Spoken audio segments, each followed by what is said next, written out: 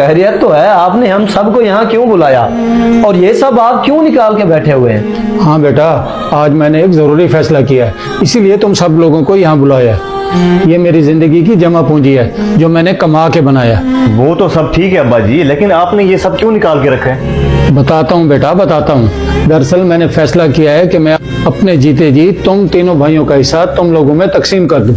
अब्बू आप कैसी बातें कर रहे हैं? अल्लाह आपका साया हम पे सलामत रखे, हमें इन चीजों की जरूरत नहीं है। जी अब्बू, भाभी बिल्कुल ठीक कह रही हैं। हाँ बेटा, मैं तुम लोगों की मोहब्बत का मान रखता हूँ और जानता हूँ कि तुम्हें इन चीज़ों की ज़रूरत नहीं है, मगर फिर भी मैं अपने जीते जी इस जिम्मेदारी से सुरखरू होना चाहता हूँ ताकि मेरे मरने के बाद इस पैसे और जायदाद को लेकर तुम भाइयों के दरमियान कोई लड़ाई और झगड़ा ना हो। असगर और जमशेद बेटा, तुम दोनों बड़े हो और शादीशुदा भी हो और तुम दोनों का अपना अपना अच्छा कारोबार भी है। तुम दोनों के हिस्से में 10-10 लाख रुपए आया और इससे पहले भी कारोबार के लिए पैसे ले चुके हो, और ये तुम्हारी मरहुमा माँ का जेवर है जो मैंने तुम्हारी बीवियों में तकसीम कर दिया।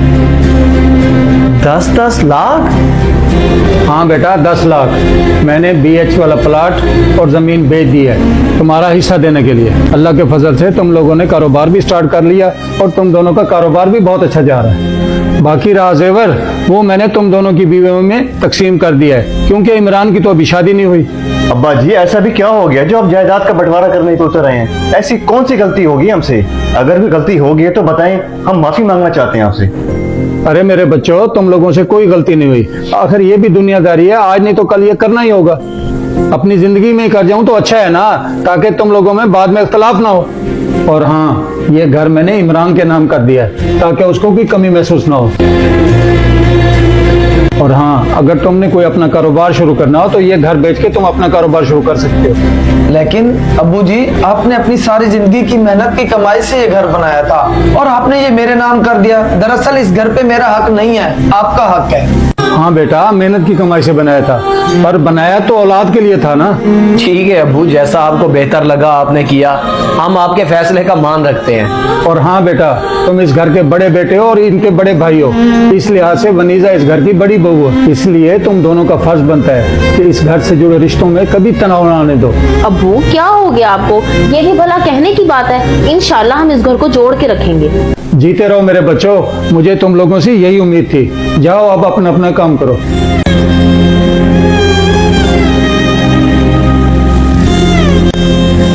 जेवर देके अब्बा जी ने एहसान कर दिया और भाभी को 5 तोले का और मुझे 3 तोले का सेट दिया। ये कैसे तकसीम हुई? और आपके अब्बू तो कह रहे थे कि बहुओं में बराबर जेवर तकसीम किया। क्या हो गया तुम्हें? मैं तो ये सोच सोच के परेशान हूँ कि अब्बा ने हमें अलग हिस्सा दिया ही क्यों है? ये हम सबका घर है, हम सब मिलजुल के रह रहे थे इस घर में, तो अलग हिस्सा देने की बात नहीं बनती।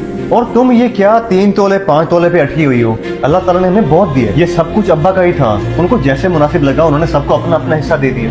हाँ तो खुद देखें, बड़े भाई को 10 लाख दिया, आपको 10 लाख दिया है, तो भाभी को 5 तोले और मुझे 3 तोले किस खुशी में? और ये तो नाइंसाफी है ना।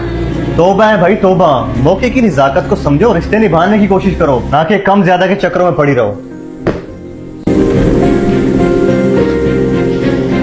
तौबा है भाई तौबा है, हर वक्त भाइयों की मोहब्बत में मारा मारा फिरता है। इसको ये नहीं पता कि कल को इससे अपनी जिंदगी भी संवारनी है।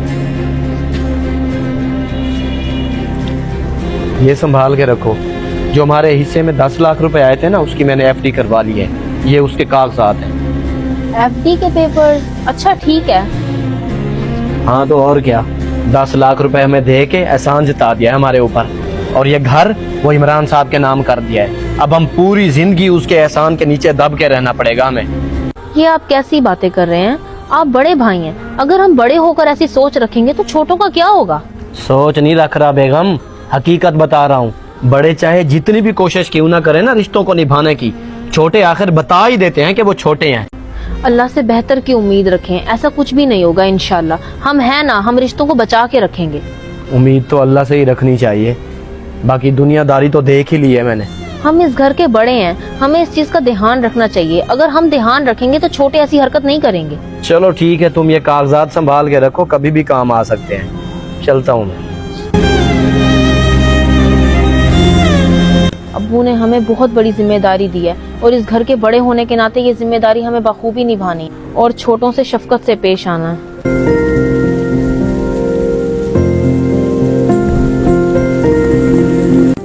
अब्बा जी मैंने बहुत सोचा है, मैं ये मकान के कागजात नहीं रख सकता। क्यों बेटा, क्यों नहीं रख सकते? ये तुम्हारा हक है। अब्बा जी ये घर आपने मेरे नाम पर किया है, कहीं मेरे बड़े भाइयों को इस बात पर एतराज ना हो। उनको क्यों इतराज होगा जबकि वो अपना अपना हिस्सा ले चुके हैं। अब्बा जी आपकी ये बात तो ठीक है, लेकिन मेरे भाई कहीं ये ना सोचे कि वो मेरे घर में रह रहे हैं। वो ऐसा नहीं सोचेंगे क्योंकि उनका कारोबार भी है और उनको उनका अपना हिस्सा मिल चुका है। अगर उनको इस घर में रहने पर एतराज होगा तो उनका कारोबार इतना अच्छा है कि वो अपना अपना घर ले सकते हैं। ये घर मैंने तुम्हारे नाम इसलिए किया है ताकि तुम्हें मुस्तकबिल में कोई परेशानी ना हो। तुम चाहो तो घर रख लो और अगर कारोबार के लिए घर बेचना पड़े तो बेच देना। ठीक है अब्बा जी, जैसे आपको बेहतर लगे।